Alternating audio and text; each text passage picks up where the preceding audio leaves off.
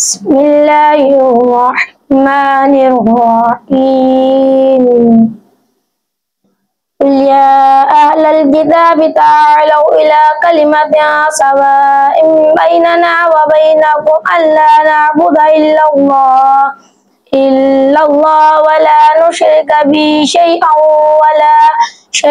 ولا يتخذ بعضنا بعضا أربابا من دون الله فإن تولوا فقولوا اشهدوا بأننا مسلمون. يا أهل الكتاب لم تحاجون في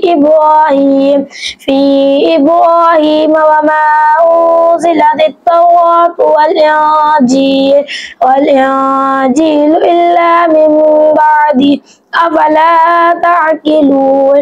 أنتم هؤلاء حاججتم فيما لكم به علم فلم تحاجون فيما ليس لكم به علم والله يعلم وأنتم لا تعلمون. ما كان إبراهيم يهوديا ولا نصرانيا ولكن كان حنيفا مسلما وما كان من المشركين. إن أولى الناس بإبراهيم للذين اتبعوه وهذا النبي والذين آمنوا والله ولي المؤمنين.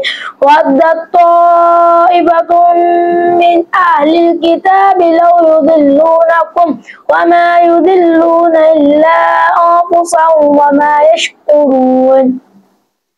يا أهل الكتاب لم تكفرون بآيات الله وأنتم تشهدون.